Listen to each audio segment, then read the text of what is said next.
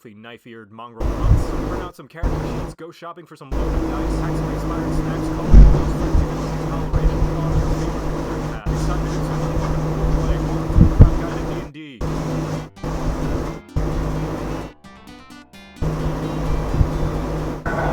What am I saying? Of course you do. Everybody does. I know something you do all the time, like now. And hitting things is the best thing about D&D. You can hit literally anything you want, and yet you can hit it with a big fucking axe while fighting with a bloodthirsty rage so potent you could be forgiven for mistaking it for some kind of super raven. The barbarian is the best class for hitting everything and everything apart, nobody exploding, couple confetti, or shower of blood. They're pretty much the same thing. You hit a D12 for your hit die, one of the only times you'll ever use a D12, but it does mean you can soak up hits better than my pillow soaks up tears after taking a look in the mirror for a few seconds. You start with just about every combat proficiency and any weapon of your choice. And if you're taking recommendations, I highly suggest going for a dual-wield chainsaw shotgun laser near with detachable missile launchers and drink dispensers.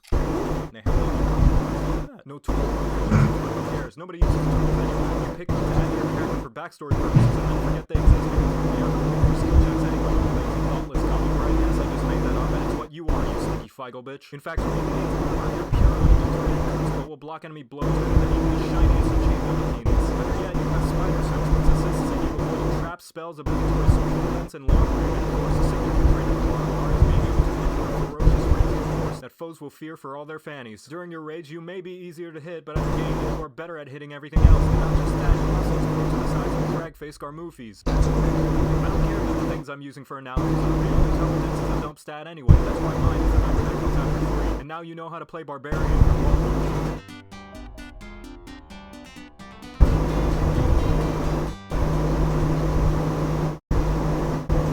Spellcasters, whack. Combatants, whack. Tanks, whack. Me, I'm tight as fuck. First time playing D&D, I realized I was really trying to start specialized roles. That was only because I hadn't figured out that there's only one way to play it right. With a sword in one hand and a harp in the other, shouting my goodness to slaying bitches. I can't remember. Give the tavern owner a reason to stay to a crowd guide at D&D.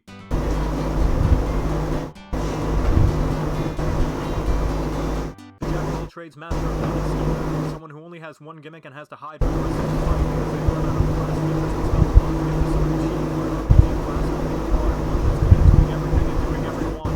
Cast spells, learn tons of skills, support allies, harm enemies, boo crowds, and most importantly, it's the most versatile class and its various archetypes allow you to fill literally any role. So who even needs anything else? Swords, tank, color, no valor, money, need to get good at the game. Sit down, shotgun, bardic inspiration is like a Wolverine and is absolutely game breaking. Pure awesomeness, you can allow anyone else in addition to die to roll and add to almost anything. The wizard won't be able to make the con save against that poison attack. Inspire. Just told you about a hot piece of stuff that walks into a high class tavern and then he needs you to hype him up to be able to talk his way in and maybe nab some extras on the way out.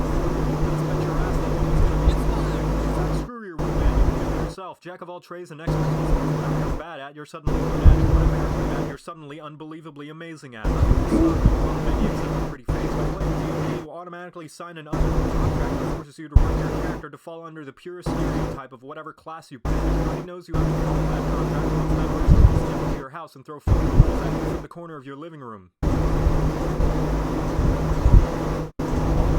Smartass egg maniacs and all the most compelled sex maniacs. It's just the main gimmick of the bard is that it's artistically expressive in some way. Their brain are like this, while my brain are like this. They can sing, dance, paint, dance, make a pretty lance. Plenty of ways to field if given the right chance.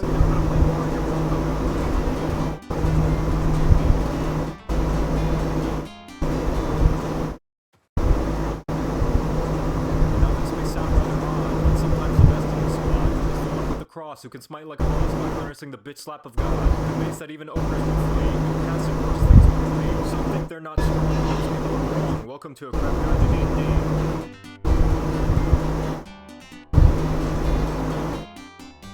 The support is someone everyone wants on their team, but nobody wants to be. Lucky for you, the cleric is like a star who decided to buy a taser after being too fed up with being told to kill the barbarian and ran into a 1v20 encounter. There's other religious fandoms in the D&D world that are so crazy into their deities that they turn their fan power into something that can actually pack a punch. Having the same level of proficiencies as a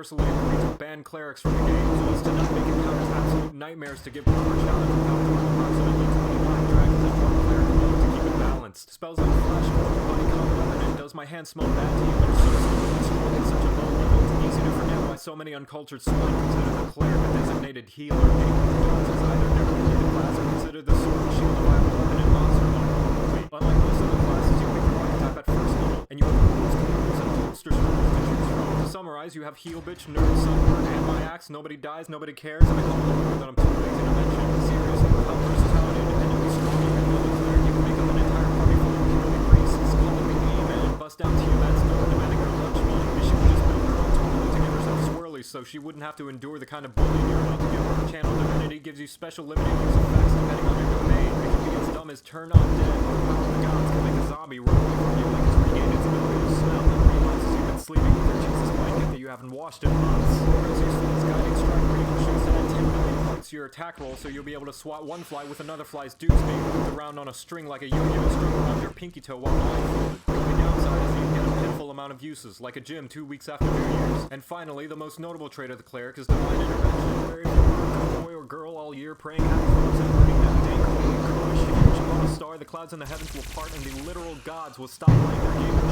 you fix the problems you and your party have gotten into. They can afford you for 7 days, debating whether or not to write you a holy restraining order after seeing you kiss your hands fangirling over your religious senpai noticing you. And now you know how to play cleric. Amen.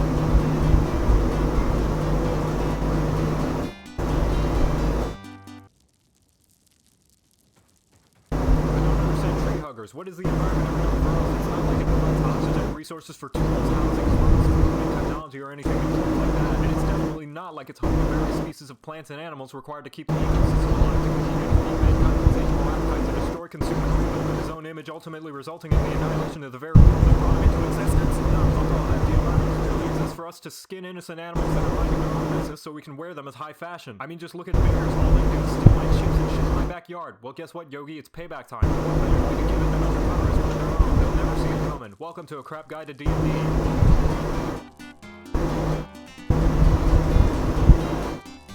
The druid is what happens when a ranger decides to fully commit to being a party/hippie instead of just half-assing it because they're only trying to reverse that sexy dryad they met in the forest that one time. They're primarily a casting class, but unlike clerics with their holy senpai, warlocks with their sugar daddies, bards with their awesomeness, or sorcerers with their rich magical parents and inheritance, druid's magic comes from Mother Nature. From first-hand experience, I can tell you now, she's an absolute bitch.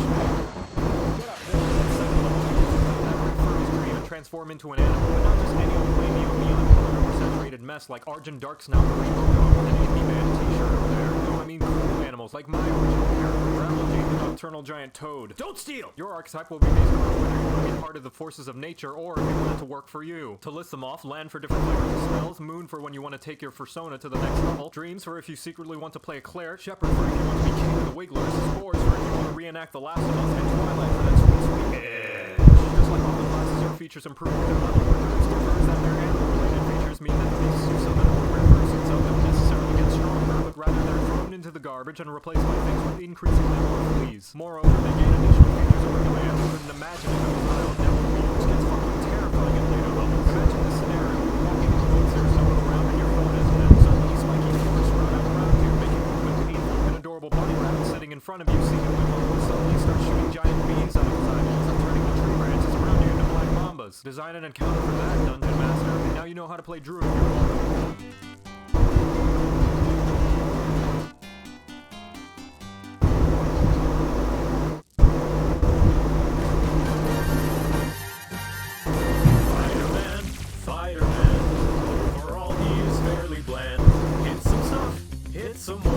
Outside combat is quite a war. Look out! He is the fireman.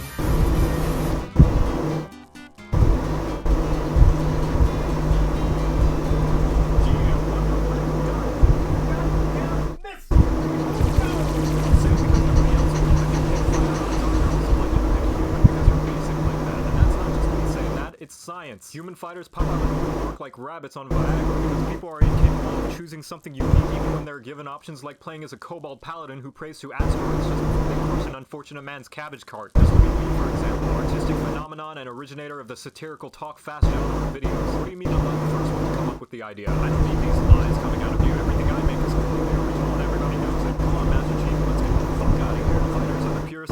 combat side of D&D, all about hitting things hard and fast, getting into the thick of the fight, and hey, you get out of here, we're not talking about you. They're all focused around more dice than a Limp Bizkit song, as well as being straight up easy baby mode, because you get to start using any weapon you want, heavy armor, some ranged options, a free cheesecake, and a complimentary belly rub just for picking the class. Seriously, everything about it is geared towards being so new-friendly, even a Monster Hunter longsword player will be laughing at you. If you feel so inclined during combat, you can heal yourself, attack once, and take a second action to attack twice again, all at the same turn, and that's at 5th level. Not to mention you getting more ability score increases than any other class means that if you go a turn without hitting at least something, then you must have made some kind of D&D suit that angered Gary Gygax, like getting weighted dice or putting milk in before your cereal. Fighter flavors allow you to pick how you would be hitting the bad guys, like being a magic bitch that can actually take a hit, right eventually you cut down a fool, or go all out sensei mode and just decide one advantage for every attack this turn, so your bitch can absolutely destroy a bitch. But odds are knowing most fighters out there, champion is the best bet because it's basic. You don't hear you like fighter, so we put more fighter in your fighter. Just be sure to make your character a rough and grizzle-faced middle-aged straight white man with a two-headed sword and a mysterious and/or tragic and/or vengeful backstory just to fit the bill. Don't want to get too creative now, do we? You know you don't want to be a fighter. Hammer, bow, sword and shield. There is no limit what you can wield. Plenty fights, you have fun. Demon Lord's just another thought. This class, great for a newbie's first time. Plenty of damage to shine. Here comes the fighter man.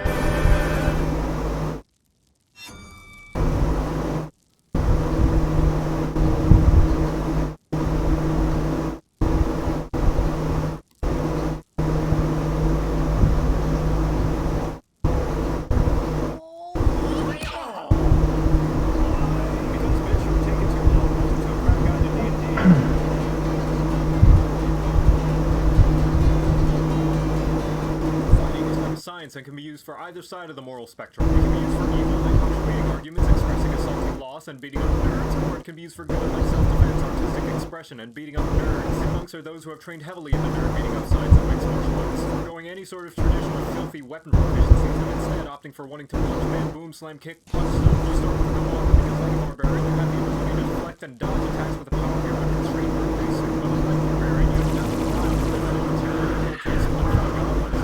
knuckles. Martial arts training means you can serve extra punch balls for the bad guys as a bonus action, so no matter how you're doing, as Mama said, you'll be dishing out more pain-induced fistings and otherwise means to consider which is born as a reasonable substitute for sex ed. But it's not all coochie destruction. The monk is a slippery piece of work who's really good at avoiding any oncoming fistings, like a millennial trying to get their life together and avoid self-care. By catching them with their fist projectiles and dodging out of the way of the area fists, you grow stronger. Translate a fist if it's punching in a different language, and avoid any infections if the fister forgot to take a shower that night. As a monk, your shtick is the key feature, but since I can't come up with any way to make this section much funnier, and also because key translates to poop in Thai, that's how I'm going to refer to it from now on. You gain more and more poop as you level up, and you can spend your points on various skills to do all sorts of things, like some people ritual saves, mask yourself, and turn invisible, and any other number of crazy things based on which anime you want to imitate. I can't say so. You can use the old chainsaw shotgun laser earrings if it weren't for the fact that every other archetype is just cooler in every way, wearing fancy outfits and taking the time to actually learn how to fist properly. Oh man, what a tough decision knowing what to use with a stick or knowing what to fire Hadouken and Kamehameha blasts. And enticing this into knowing what you're gonna have to think about. Don't stop! Now you know how to play punch.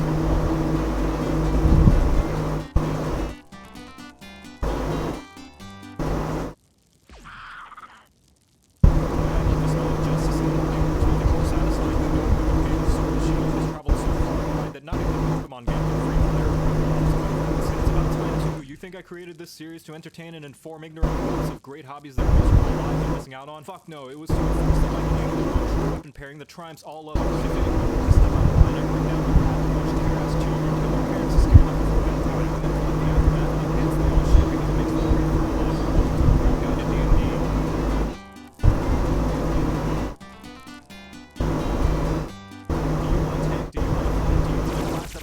Fright, take up some plate and keep the goblins inside to make sure they eat this paladin. Smite! The paladin is the first on a short list of hybrid style classes. It's better at physically hitting the walls with blood than a cleric.